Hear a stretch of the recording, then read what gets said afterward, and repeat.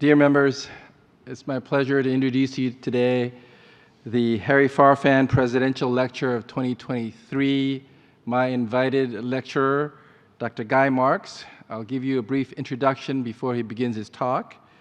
Dr. Marks is a pulmonologist from the University of South Wales. He's a president and executive director of the International Union Against Tuberculosis and Lung Diseases. He's a member of numerous international organizations devoted to lung and the fight against tuberculosis. He is an author of over 459 research articles, reviews, books, chapters, and editorials. He's had numerous awards and recognitions in the field of lung health. So I would like to invite Dr. Guy Marks to give his presidential guest lecture on the topic of the past, present, and future of tuberculosis, a story of global health inequity. Dr. Marks.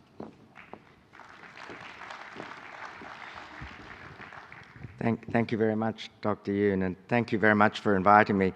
Actually, I haven't come all the way from South Wales. I've come from New South Wales, which is not quite as far as South Wales. I come from Sydney. But thank you very much for inviting me to give this lecture, and I feel honoured to be here as a physician, a pulmonary physician and a public health physician amongst, I think, predominantly surgeons, and thank you for listening to my story about tuberculosis.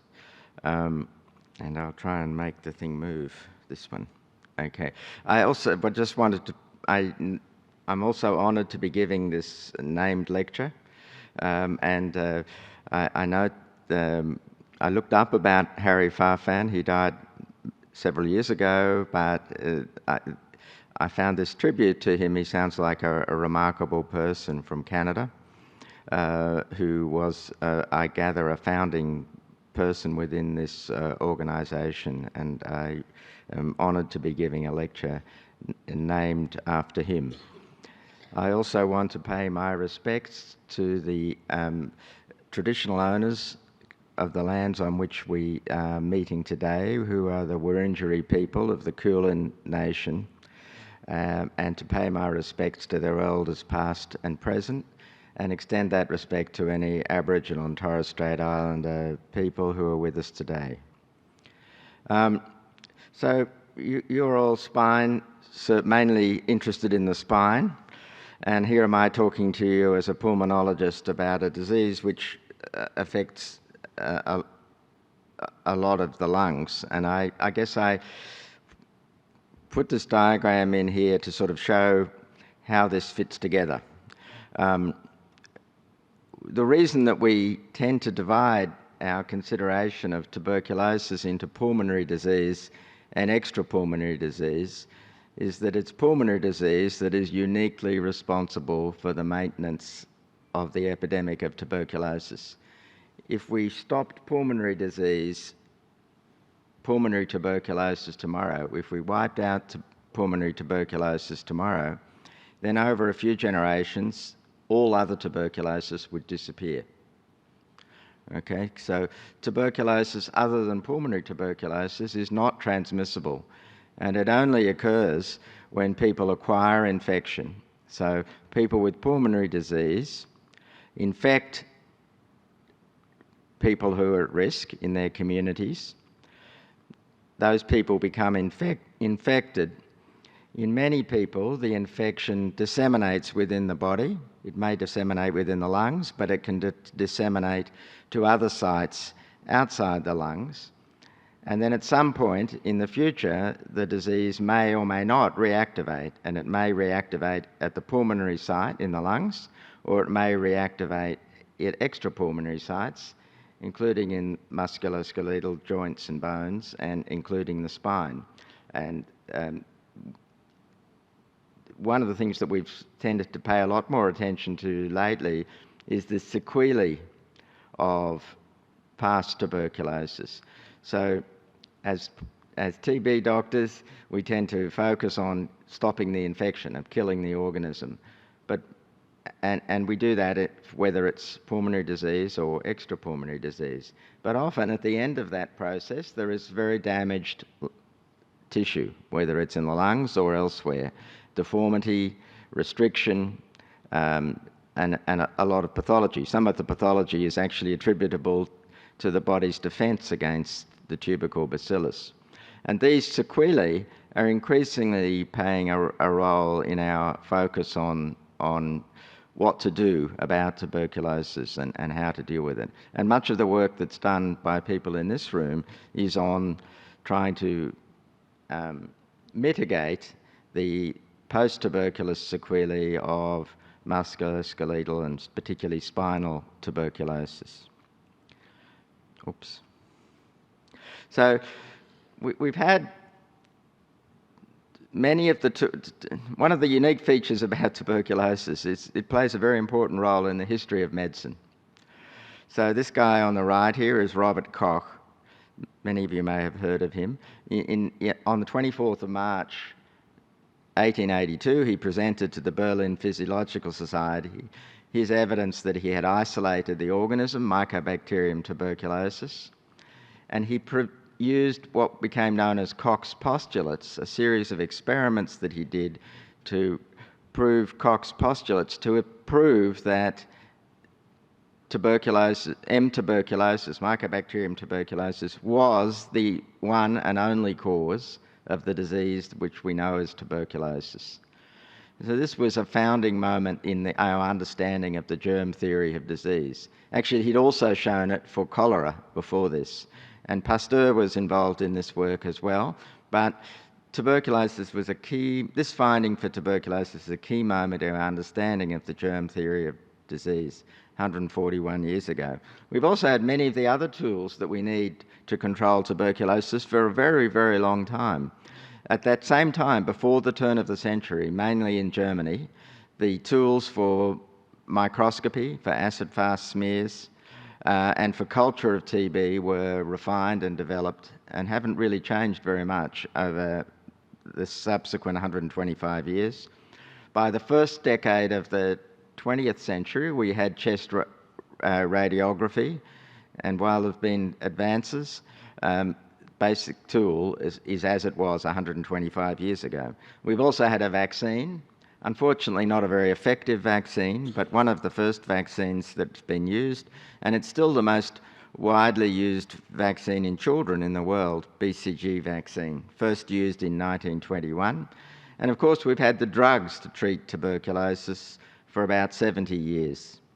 And the treatment of tuberculosis for 95 to 98% of patients, depending on where you are, for the vast majority of patients, has not changed since the treatment that we've been using since the 1970s. So we have all the tools, and have for a long time, the tools to end tuberculosis. We have also known much about the public health control of tuberculosis, actually for even longer. Before Koch discovered the tubercle bacillus, it was known that the disease was transmitted by the airborne route from person to person from about the 1860s. And we've known, and do know, that everybody who develops TB has to have been infected by someone else, usually another person. Occasionally they can be infected by animals, but mainly it's from another human. And that the route of infection is almost always the airborne route of infection. And as I said earlier, it's always from people with infectious pulmonary tuberculosis. This has been known for a very long time.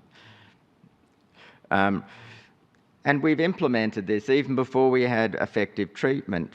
There were a whole lot of ways in which TB was controlled, which were based on the need to isolate infectious patients. It was known that infectious patients spread the disease, and we need to segregate them. And people set up sanatoria for rich people, and poor law infirmaries and workhouses for poor people, and they segregated them. And the segregation of people with infectious TB certainly reduced the transmission of TB in many of the crowded cities where it was endemic in Europe, for example, and in North America. And then actually before the availability of chemotherapy, even in the 30s and 40s, but particularly in the 50s and 60s and 70s, we had in many countries campaigns of active case finding, screening people to find if they had tuberculosis so they could be isolated and treated and prevent them from infecting other people. By the way, this is a lesson that we relearnt in the period of COVID. Again, in 2020, when we had no vaccine, no drugs, nothing except public health measures, we did have a test. And we could test and identify people with COVID. And the reason we did that was not for the benefit of the person who had the test, it was for the benefit of the rest of the community, so you could isolate those people and prevent them from infecting others. In Australia, we actually were one of the leaders in this campaigns against tuberculosis. Started actually during the war, during the Second World War, by a guy called Harry Wunderlich, who was the Commonwealth Director of Tuberculosis, who'd recovered from TB himself and committed himself to ending TB. And they had this 5-part campaign. When you look at the things that are on that list, it's a very modern, would now be considered a very modern and advanced progressive campaign. It was implemented starting in 1945, and it was incredibly effective in reducing the, I don't know whether, is there a pointer here? No, maybe there's one here. Yes. It was incredibly effective at causing a rapid decline in, shows mortality, but also there were incidence declined very rapidly.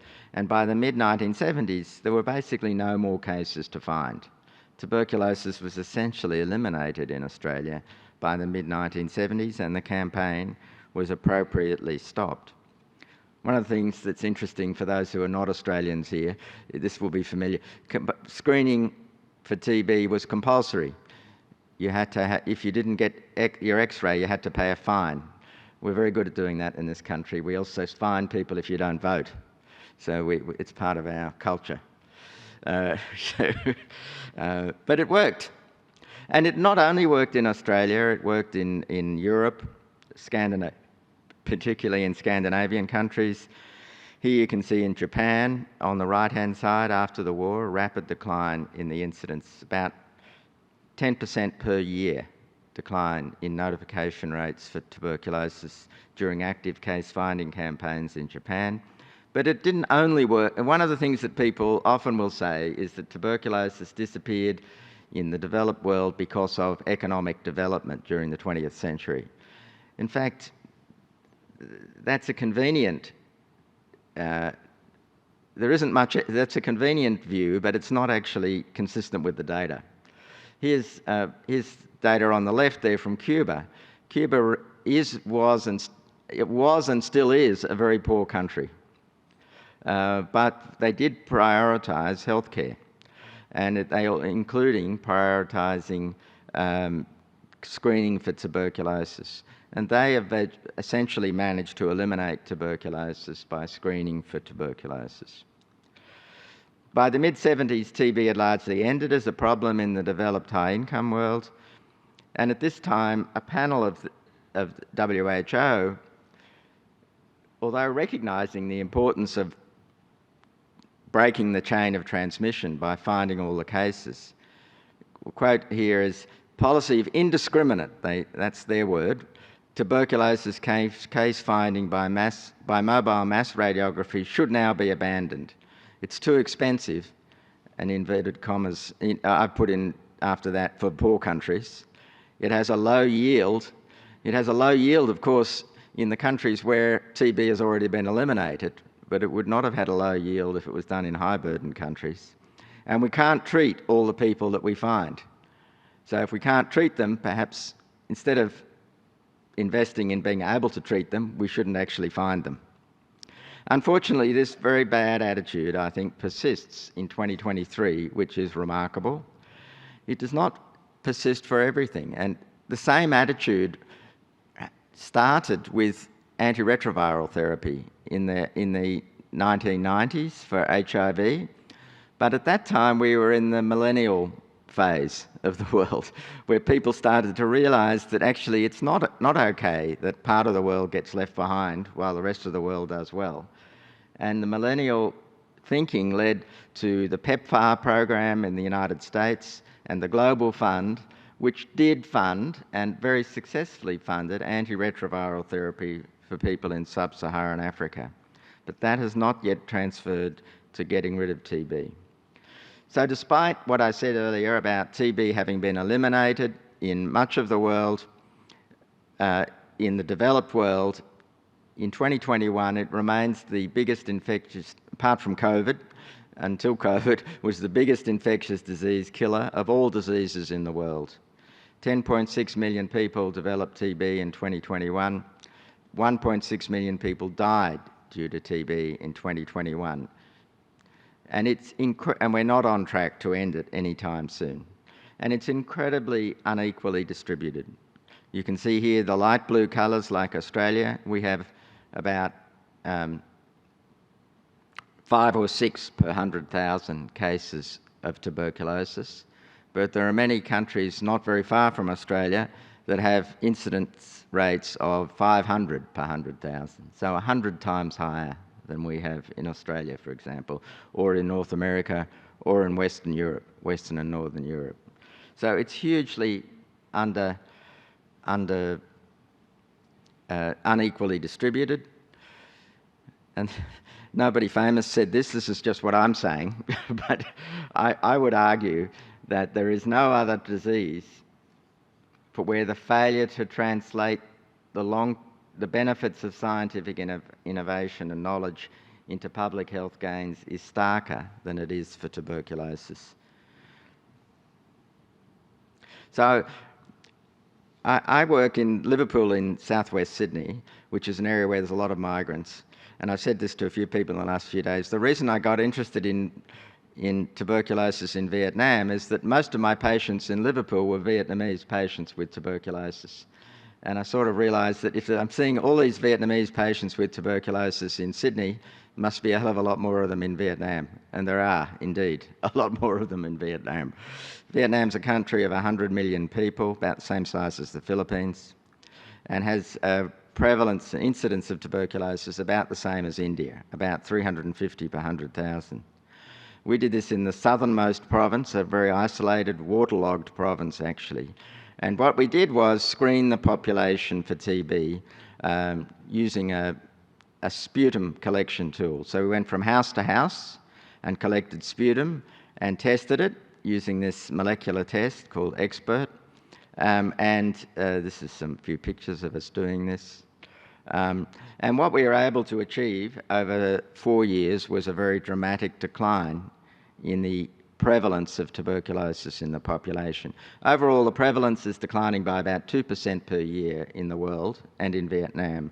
But here it declined by 72% over 4 years. That's an annual rate of 33% per year. 1/3 reduction per year, year on year, in the prevalence of TB. And we had a control group, and we compared that at the end, and it was 44% lower in the control group, in the intervention group, than in the control group. We also we only did the screening in adults, but we tested children, and we tested children for infection, because if this does what I'm saying it should do, it should prevent the transmission of infection. And indeed, that's what it did do. It reduced the prevalence of infection in children by 50%. And it also reduced the prevalence the incidence year on year of tuberculosis. So that's the number of people who in 1 year don't have tuberculosis, and then you come back and test them the next year and they do have tuberculosis. And over 3 years, we reduced the incidence of tuberculosis by 57%. So what does this mean? Well, it means that we need to find and treat nearly all the people with infectious TB to prevent infection of others and to break the chain of transmission. And that's what I'm shown here in this slide. By finding and treating these patients, we prevent them from infecting other people. That breaks the chain of transmission, and there is not more pulmonary disease. And the longer you do this, the more you make the numbers go down. So in low burden settings, countries like Australia, for example, we have very low prevalence, as I said. There is no endemic transmission. If you live in Australia, your chances of being infected with tuberculosis here in Australia are next to zero. But cases do occur here, and they usually occur due to the reactivation of remote past latent infection usually that was acquired overseas in the country of origin. For those who don't know, about 35% of people in this country were born outside Australia, many of them in high-burden countries for TB, and they have a high risk of reactivation of late infection. And cases of TB tend to occur in outbreaks, in households, in institutions, in high-risk communities, usually arising from those reactivated cases. And in that settings like Australia, North America, Europe, the control of TB is about case finding, opportunities for prevention, and finding and treating people who have latent TB infection, who are at risk of progression, and finally effective management of underlying conditions like diabetes, smoking cessation, antiretroviral therapy. But in high burden countries, the prevalence is often more than 200 per 100,000. In the Philippines at the moment, the prevalence of TB is about 1,000 per 100,000, 1 in every 100 people. So if we had an audience like this in the Philippines, one person in this room would likely have active pulmonary tuberculosis and be infectious to others. Endemic transmission all transmission is endemic transmission. I think I like this title because it's like the title of that movie that just won the Oscar, but it's not quite that. It's something like this. Everyone is at risk all the time, everywhere. So if 1 in 100 people or 1 in 500 people have active TB, everybody's exposed all the time. And outbreaks are not really a significant contributor to the cases, and also reactivation of remote past latent infection is not a major contributor. Most cases of TB in highly endemic settings occur in people who were recently infected. That's what we showed in that study in Vietnam. So the key features of active case finding to end TB in high burden settings is finding all or nearly all of the cases, which means screening the whole population. The one thing I didn't say is that many people we now know with TB can have active pulmonary TB and be infectious to others without having symptoms. You don't have to cough to infect other people. So about half of cases that we find on prevalent studies don't have symptoms. So you can't rely on people presenting with symptoms, you have to screen. We must test everyone, not just those with symptoms. That's what I was saying. So you should use either radiology or a molecular sputum test. And then we need to make sure that the patients who we find actually get linked to appropriate treatment. Treatment for TB still requires treatment for 6 months, so it's not a trivial exercise. And you need to do this, sustain this for a few years.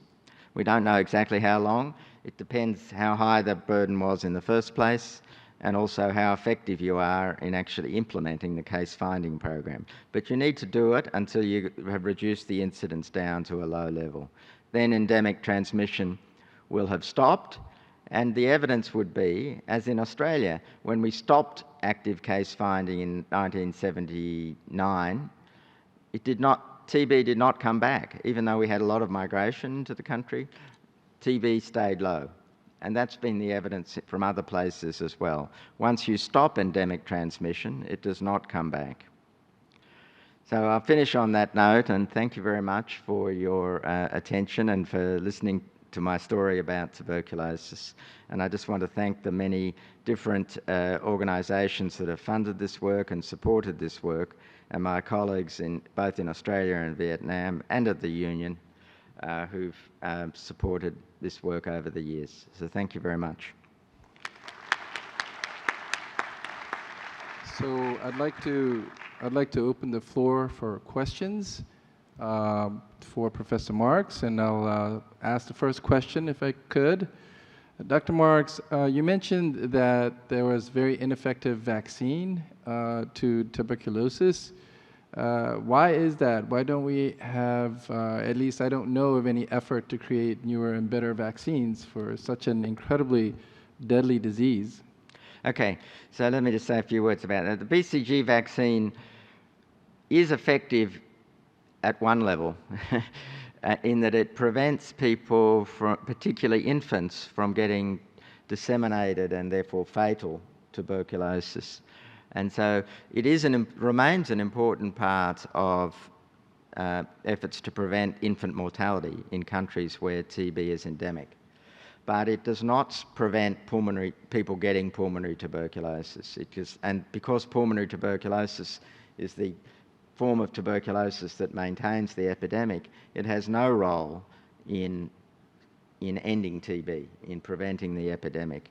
There is work being done on, there's quite a lot of work being done on developing new vaccines. There is a promising vaccine which is a post-infection vaccine. You would give it to people who have infection to prevent them from progressing to active disease. That is in trials at the moment. People are also trialling vaccines or attempting to develop vaccines to prevent people from getting infected. But the bottom line answer to your question is it's very hard. You know, there is actually investment in vaccine technology, but as with, you know, it's taken us a very, we don't, you know, the two other big diseases, HIV and malaria, have also suffered from lack of vaccines, and it's not for want of trying, I think. Yes. Ashish.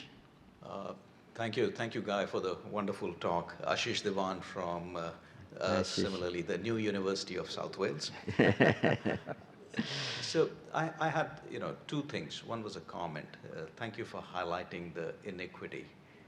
And again, like many inequities in the world, it is more due to lack of human initiative, either by commission or omission, that it happens.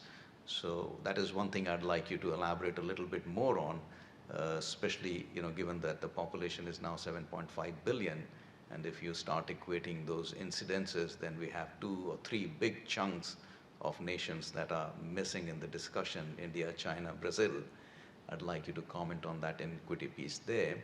And the other part of the question would be, yes, we take care of the human transmission, but we do see atypical cases of tuberculosis arising from, you know, the avian and even the sea life direct inoculation, and especially in the osteoarticular setting, we do see a lot of those atypical tuberculosis. So your thought on going beyond the humans from that 7.5 billion to the rest of the organisms that inhabit this planet. Okay, so the first one is very important, and I alluded to that ninth expert panel report, and which has been very influential, and it was populated mainly by people from Europe, although there were some people from other countries as well, and it's been incredibly influential. And what is most disheartening to me is that this thinking that we can't afford to do this in poor countries is endemic itself in those countries. So when I speak to people who are involved in TB control in Vietnam or in India or in countries in Africa, they say, oh, we can't afford to do that. Okay, so what they're saying is, we can't afford, you know, the Prime Minister of India has said he wants to eliminate TB by the year after next, okay, which is very nice. The only problem is that nobody in India is doing anything effective to achieve that goal.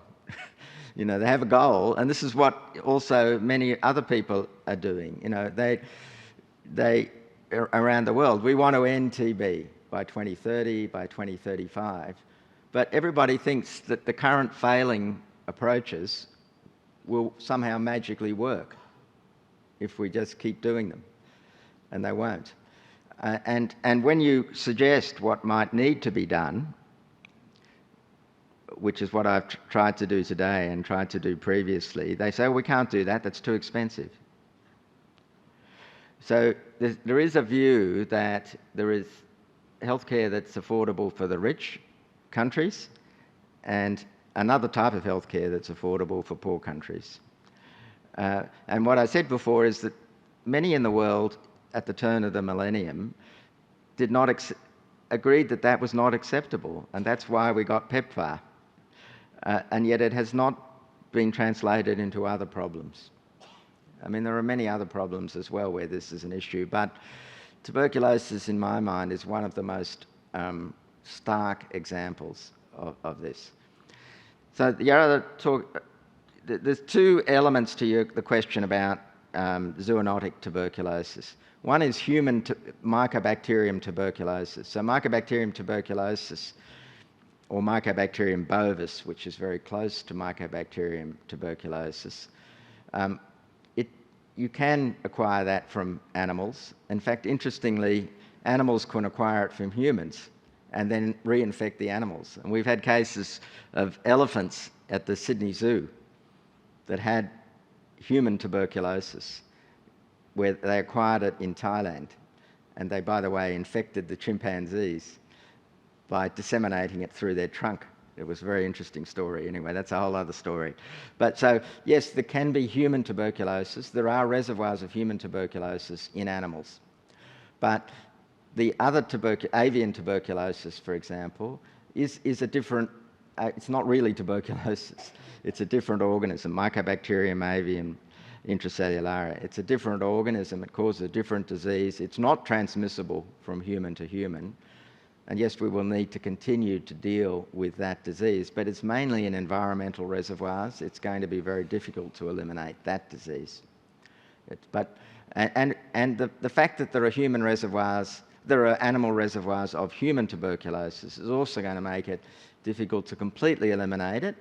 But my view is complete elimination, eradication, like we do with smallpox or polio, that is not necessarily what we need to achieve. I'd be happy if we could achieve a burden of tuberculosis around the world, something like what it is in Australia and North America and Europe at the moment. That would be a huge achievement, and we would have saved millions of lives if we did that. That would be a great achievement. Thank you very much. Mm-hmm. Thank you.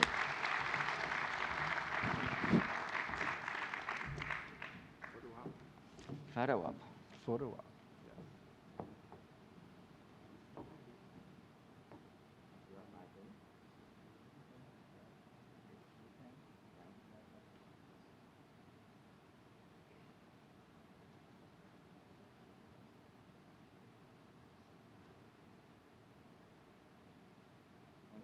Thank you very much.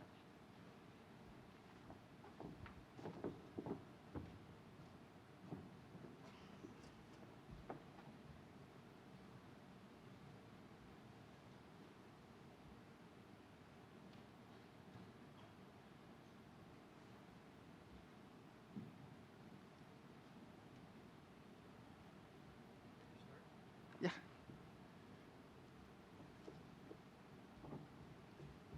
That's well.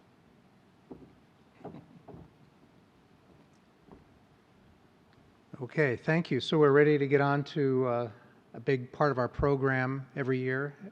And I feel it's my great honor to introduce Tim Yoon as our president, to hear his presidential address, which I'm sure we'll all find enlightening. If you can bring up.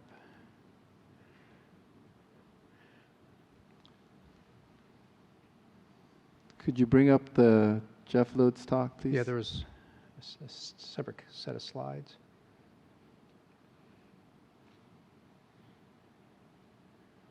Yep, there we go. Okay. So Tim was born in South Korea, and I put these pictures up both to embarrass him with pictures of him as a young child, but also to make the point that his father was a physician, his mother was a teacher, and I think that DNA that he inherited is something that we appreciate when we interact with him as being a strong clinician and educator. And so I think this is where it all came from.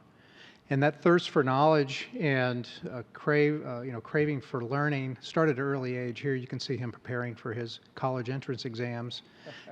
And that allowed him to get into MIT, where he trained initially as an engineer, electrical engineering, He then went on to earn a PhD in immunobiology along with his MD from Yale University.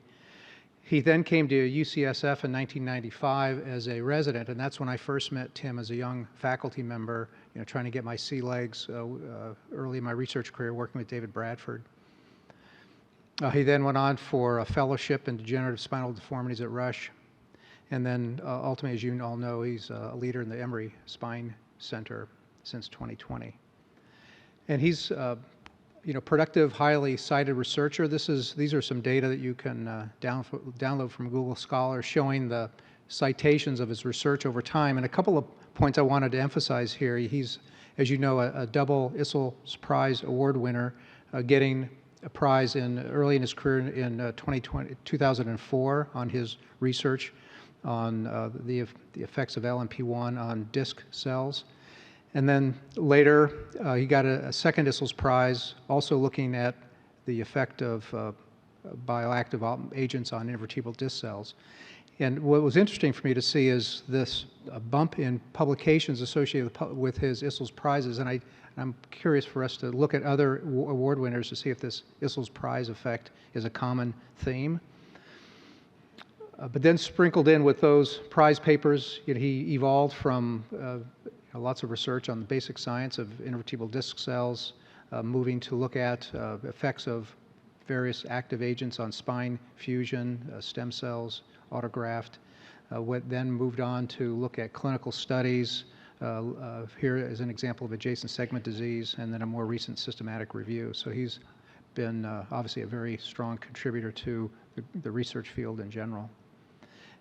He's also a very dedicated member of ISSLS and serving our society. And I think as you talk with Tim, you kind of feel that intrinsic desire he has to make the society better, to contribute to the society and improve it over time. And I think it's common to see him having sidebar discussions with our members in the hallways and stimulating interesting discussions and asking probing questions. And you've all heard the term triple threat, where clinicians get recognized for being a strong clinician, a strong teacher, and also a strong scientist. And clearly, Tim is all of those. But I think more importantly, he's a real triple threat in terms of his interest in competing in triathlons and running. We've had several ISSLS meetings where he's organized a group of us to go running on breaks and get a chance to stretch our legs and enjoy some time together. You can see his secret for preparation here is pizza. Carbo loading, I think, is an important aspect of that work. So thank you, Tim, for your contributions to the society. I think we really appreciate your service, and the society, I think, has really improved and benefited from your involvement, and I look forward to hearing your presentation.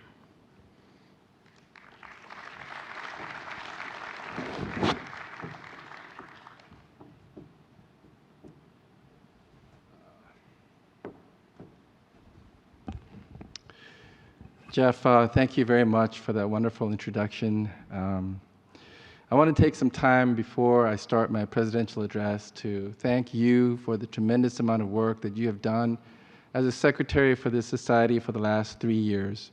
It's been a quite challenging time with the COVID crisis leading to the cancellation of Spineweek, and then having to scramble to find an alternate venue and ultimately finding a place to do a virtual meeting at UCSF. I know that was far beyond what you expected to do when you signed up for the job. And even at Boston, it was quite a difficult ordeal to get that accomplished.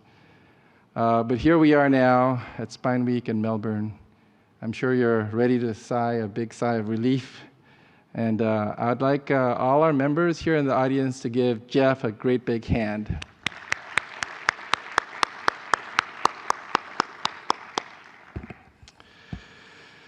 Okay, this clicker here. Okay, very good. I'm honored to be standing here in front of you to give this presidential address. I'm going to talk about my personal story, my ISSLS story, and how I became a member and how it affected me and how I hope it has affected the organization of ISSLS. And in my talk, I want to present to you some takeaway lessons and some call to actions to help make the future better for our society, ISSLS, as well as the world in general. I started my pathway to becoming an ISSLS member really when I went to medical school. I did an MD PhD program, as you know, PhD in immunobiology and trained in molecular biology, but somehow I chose orthopedic surgery as my specialty, mainly because of the mentors there, the kind people that I could connect with, as well as the medical specialty itself. And I thought what I wanted to do was bring molecular biology to orthopedics, and that's been my thesis for the early part of my career. So when I went to my orthopedic residency at UCSF, I found Dr. Bradford, a giant in his field, an ISSLS member who thought that clinical practice was not everything, that we needed to advance the field with great research. He recruited Jeff here to be the basic science arm at UCSF, and I had a chance to interact with him and be inspired by the work that he was doing when he was a fresh, newly recruited scientist at UCSF. And Serena Hu was also a recruit by Dr. Bradford, a like-minded person in the pursuit of excellence in clinical practice as well as in research. And as you know her as being one of our stalwart members of ISSLS. So when they talk about ISSLS and said this is the best scientific society, that the Volvo Award is the most prestigious award, I believed them. Then I had the great fortune to do my fellowship at Rush, where I interacted with two ISSLS presidents, Howard Ahn and Gunnar Anderson. And then at Emory, again, I had another mentor who was, as you know, Scott Bowden, another past president of ISSLS, and William Hutton, a longtime member of ISSLS. He was a colleague, a friend, and a mentor. Unfortunately, he passed away recently. I'll never forget his Scottish accent and his love for his homeland of Scotland. He was trained in Australia, lived in Atlanta. He was a running champion. He loved hiking and nature. And he touched many people. He taught a great many people, surgeons and scientists, people who went on to do great things in their own fields, went back to their home countries and became chairmen and presidents of their societies. He won many Volvo and ISSLS prizes, 2 of them with me. Unfortunately, he suffered for a long time with scleroderma and had a hip fracture and passed away from pulmonary complications. So the lesson here is that mentorship is important. Of course, the teaching is part of mentorship, but just setting the example of correct behavior, of integrity, and enthusiasm, sharing that love of science is an important aspect. And for the mentee, this can be an incredibly positive impact. I'll tell you about my first ISSLS meeting. It was in Edinburgh, Scotland in 2001. I had been a faculty member for less than a year, I think. I was really looking forward to it, and reality beat all expectations. The level of the scientific papers were amazing. And I think, above all, the discussion by all these knowledgeable people put the kind of context on the paper presentation that I could have never expected anywhere else. And of course, the social outing is unique among all these societies where we get a chance to meet each other, and for me as a young surgeon to meet some of the stars in the field, scientists and surgeons, it was amazing. And just to give you a sample of the kind of papers that were presented there, there was a 2001 Volvo Award-winning paper by Fritz et al. It was a multi-center randomized control trial. Wow, how hard is it to do a multi-center control trials, even today? But there it was in 2001. There was another paper, winner, that showed that preventive strategies of altering population beliefs about back pain may be a highly effective means of reducing back-related disability. This opened my eyes to a completely different kind of research in healthcare that I didn't know about. You know, I work with one patient at a time, and here we're talking about populations of individuals that are being affected. So I knew, wow, there's another world to this. And then perhaps one of my personal favorite scientific articles was by Jill Urban, another Volvo Award prize, that really showed the importance of nutrition and the distance to nutrition, where you may have 100% cell viability, but within millimeters, the nutrition runs out and the cells die. And so the idea that nutrition is a main limiter in disc viability was something that was really pounded into me with this paper, and I think it's a landmark paper. So it inspired me to be a member of ISSLS. I wanted to contribute, especially in the field of intervertebral disc biology. And luckily, I was able to assemble a team of great people that led to my first ISSLS Prize. And I just want to highlight the people on this list here and the diversity that's here. So the first person that I want to mention is Jinsu Park. He's a Japanese of Korean descent. Gunsu Kim, who's a Korean neurosurgeon. Jun Lee, a Chinese American, really a Chinese from Beijing, Chinese scientist. And Imad Atalawasif, who is an Egyptian person. William Hutton, we'll say he's from Scotland. And then myself and Bowden will say from the US. Anyway, the team got together and we were able to show that this LMP gene that Scott had worked on for bone formation could also increase proteoglycan synthesis in disc cells. And I was able to show with my team that it worked through a BMP system and that there were specific timed upregulations of different BMPs. Next, my second ISSLS Prize was with a little peptide of 12 amino acids called LPP. And I was interested in using this one because by this time I was a little bit wiser, a little bit more strategic, and I thought, you know, instead of using protein, we should use a smaller molecule that would make it easier to adapt for drug delivery and be less invasive. And lo and behold, it turned out that LPP is not as osteogenic as BMP2 and BMP7 and all of the other candidate molecules that were being used at the time. But it was highly effective in stimulating disc cells. Then with a team of different people that I assembled to study how does this thing work? What is the mechanism of it? We put together a scientist, Jili Wang from China, Neil Weitzman, an endocrinologist, a protein biologist, Sangadala, and my longtime partner, William Hutton. And we were able to show that LPP works through binding through the extracellular domain of the BMP protein. And we were able to propose this mechanism with quite a bit of detail with that paper that we published. I think the lessons here is that new technology applied to old problems can result in some really interesting findings. And in order to do this, you need to assemble a really good team. You know, the clinician, like myself, can identify the problem, and we can talk about the practicality of different types of solutions. That's our job. And then to work together to organize with the scientists, engineer, or the methodologists, and sometimes pull together other groups to do a multi-center trial. And as yesterday's guest lecturer, Nadine Foster, said, when you bring together this kind of a multidisciplinary team, you get better results.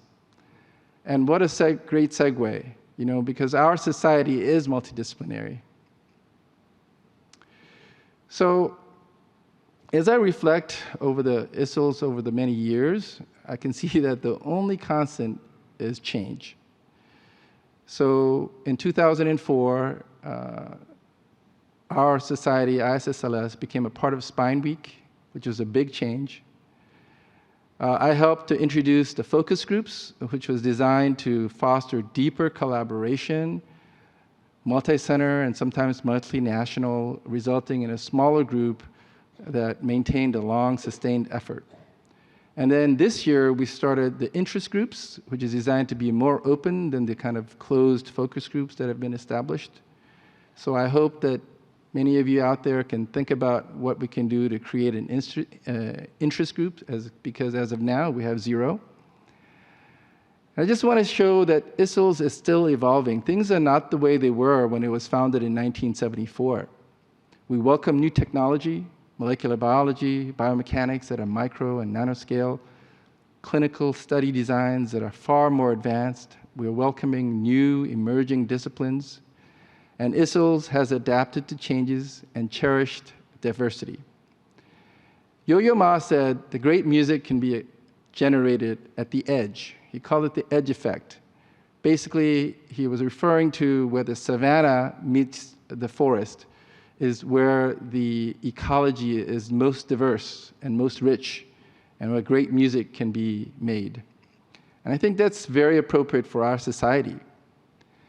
And we could say that, just as a term of principle without any evidence backing it up, but it turns out that Richard Freeman, a Harvard economics professor in 2011, published a paper proving this very fact, that when he analyzed papers that were written by authors from a like group and compared them to authors from a diverse group, the diverse group papers were much more frequently cited and were thought to be of much higher caliber paper.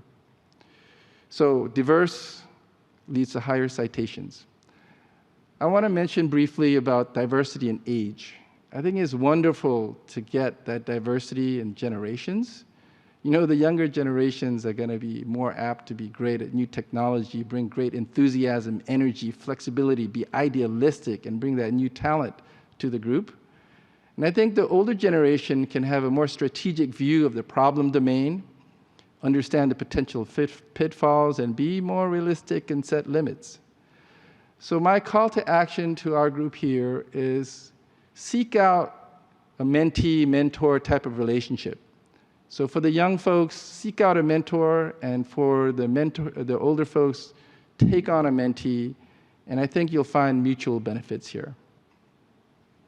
I want to give you some thoughts on treating disc degeneration. I've given this many years of thoughts, and I just want to share some with you. In the 2000s, there was a great deal of excitement using BMP2, BMP7, GDF5. Just about any osteogenic or chondrogenic molecule seemed to be effective in vitro and in animal models. And then this led to FDA trials, and there was a great deal of excitement. But as you know, there's been over 20 years and no FDA-approved products out yet to treat disc degeneration. I think part of the problem is that the injection itself can cause damage.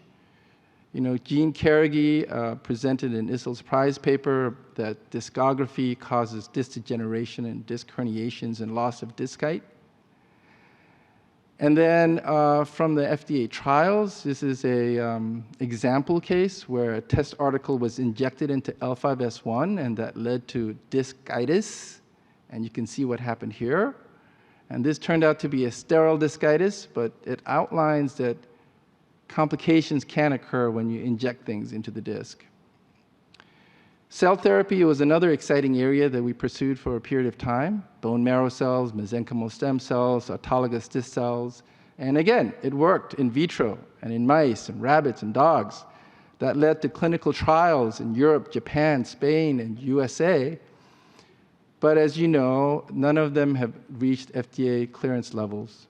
I think part of the problem is that there's cell distribution problem, there's invasiveness, and I think there's also a limit in the amount of nutrition that can support these cells.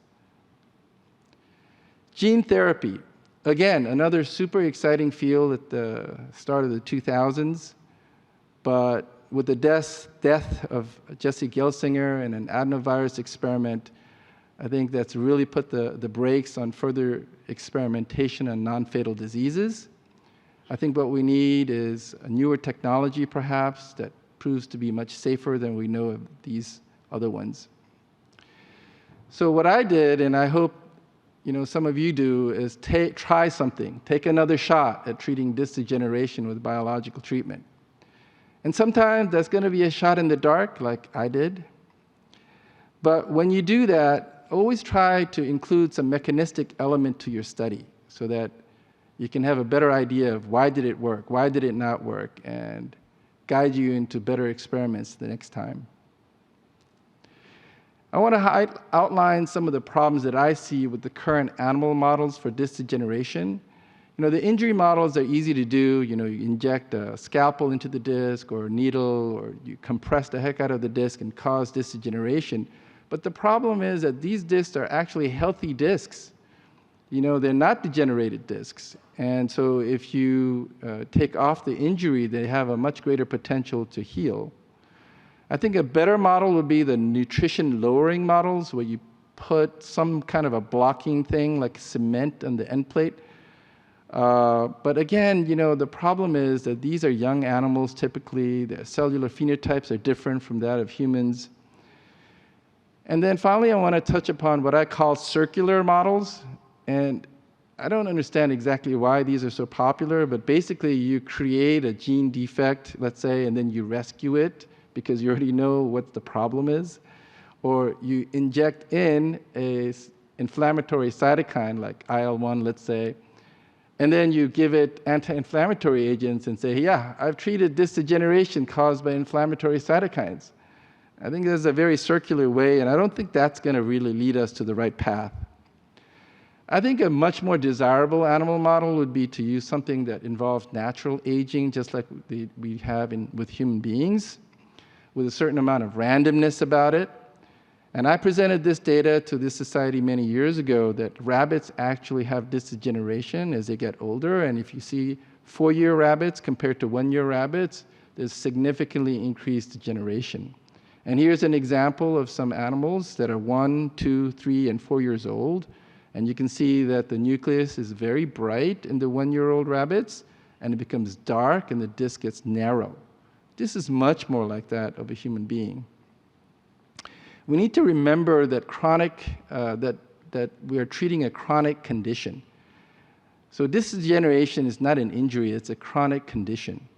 And so the treatments need to be long-lasting, or it would be easy to do multiple redosing, and ideally it should not be invasive. So I think there's a potential in exercise or perhaps in medications or other non-invasive modalities like electrical stimulation.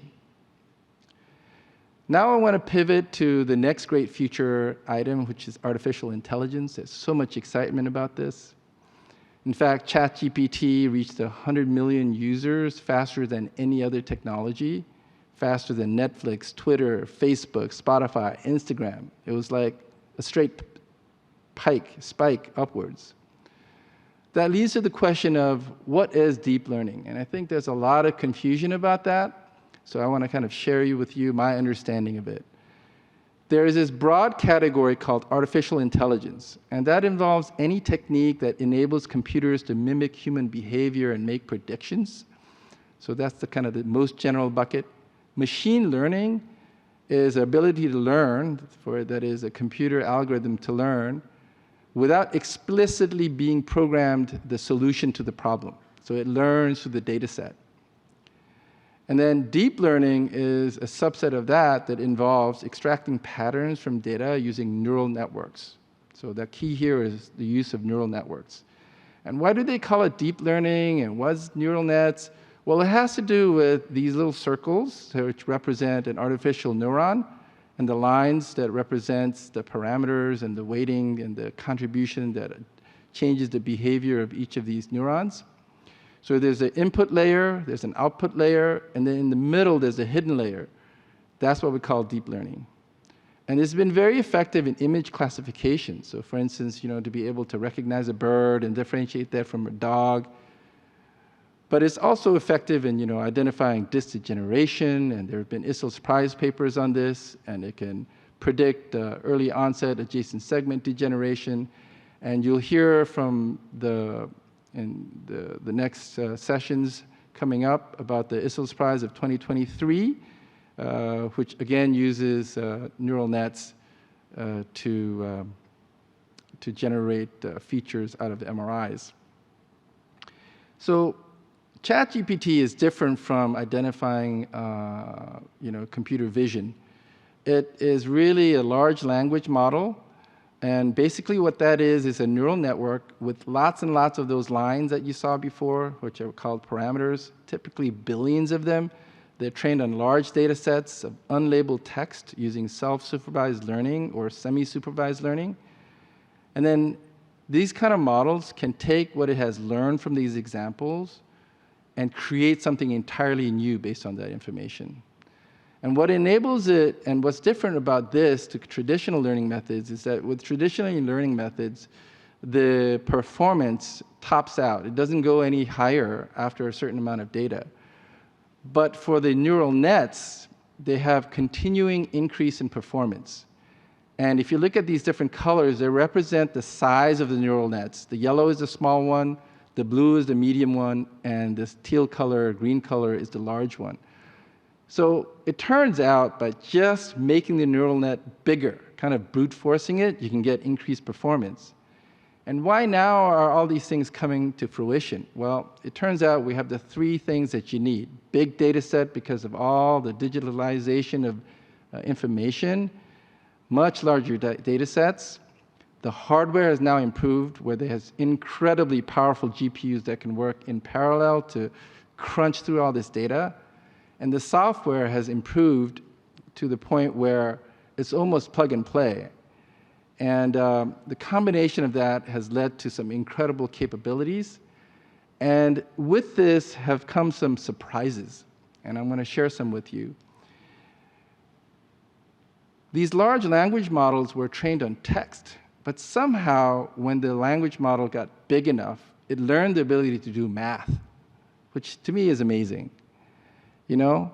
And if you test it on these standardized exams, it can pass the bar exam, 90th percentile. It can pass the biology Olympiad at 99th percentile. That means that it's better than 99% of all human beings who take this test.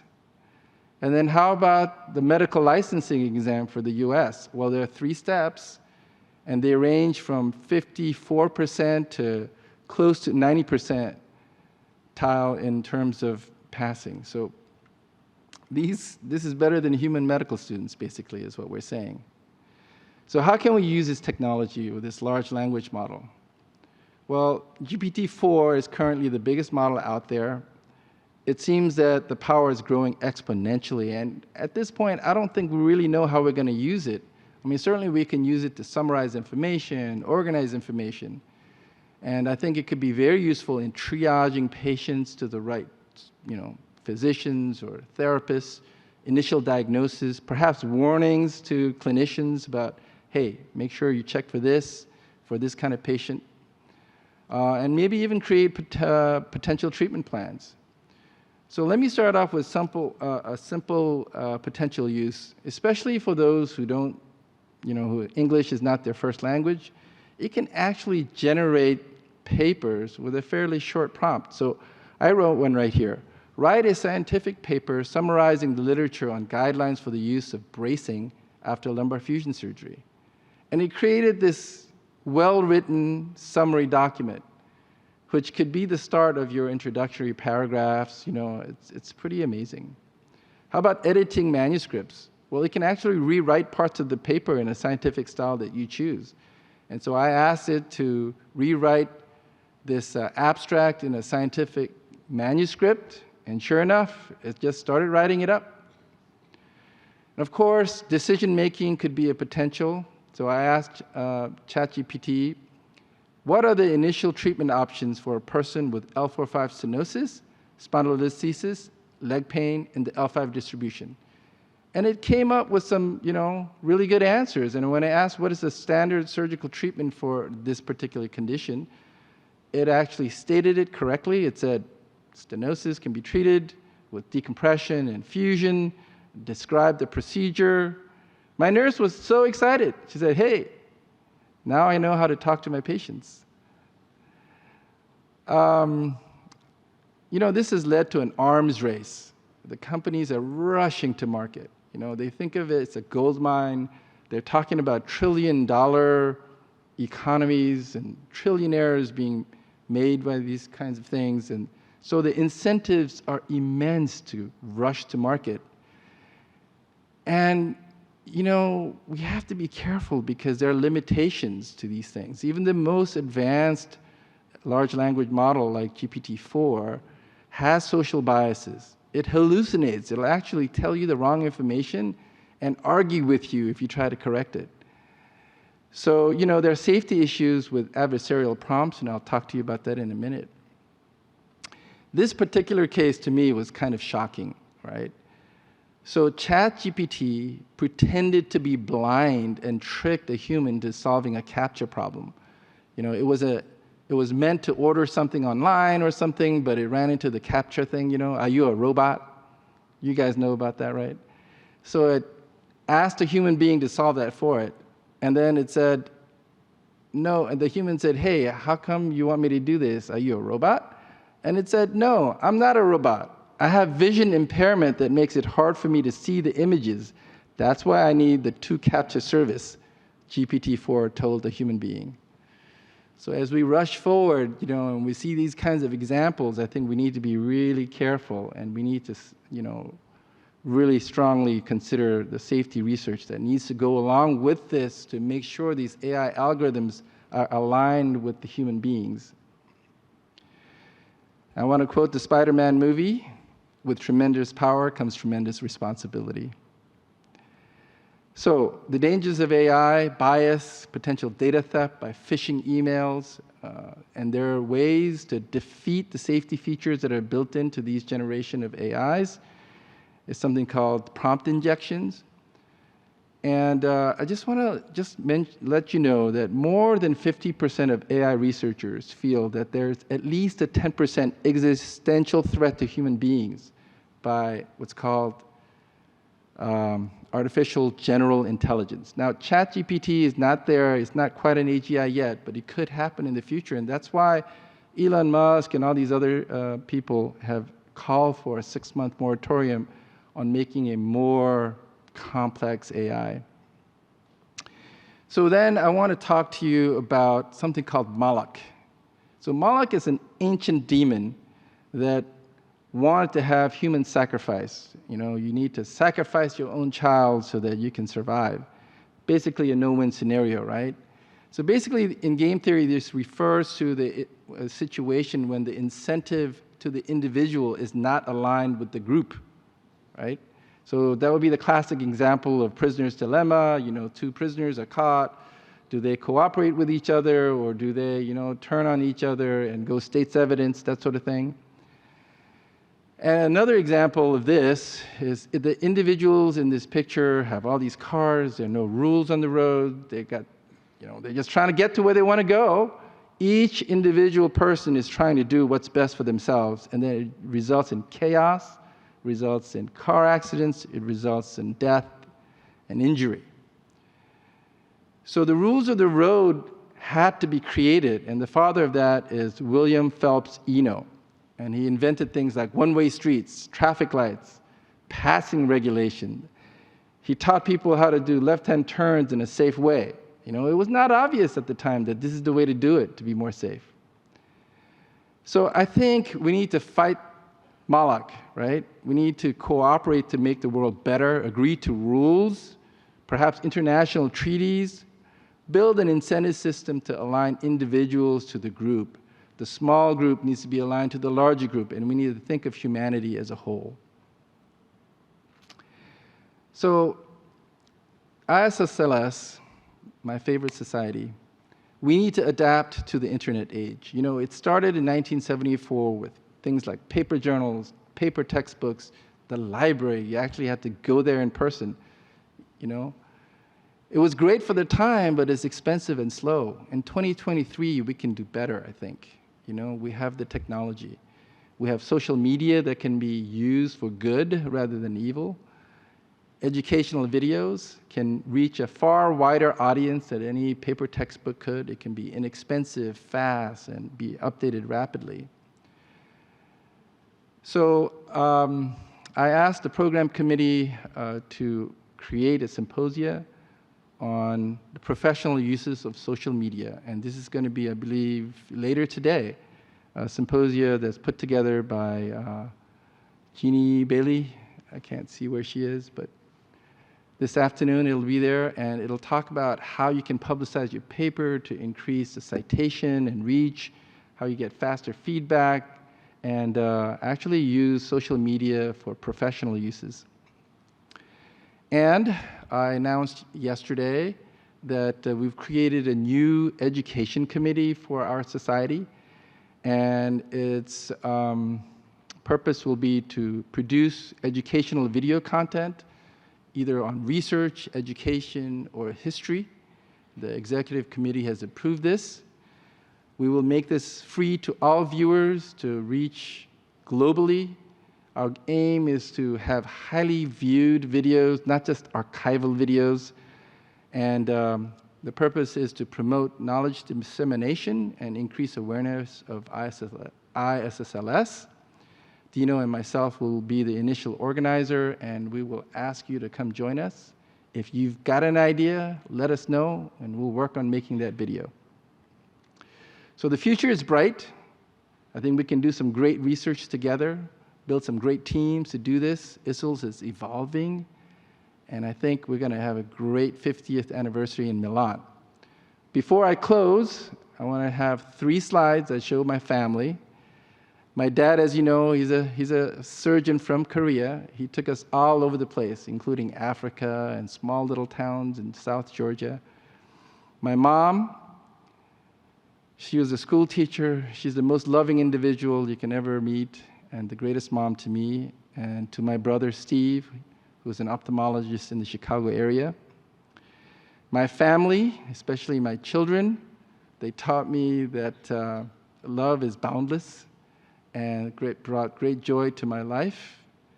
And my wife, Imelda, who's out there in the audience, she allowed me to do all these crazy things, go away to many different places, sometimes taking newborn infants with us.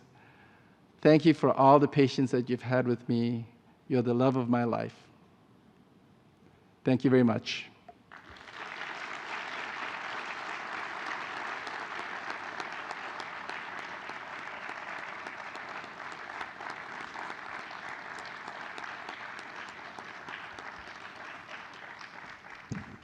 Thank you, Tim.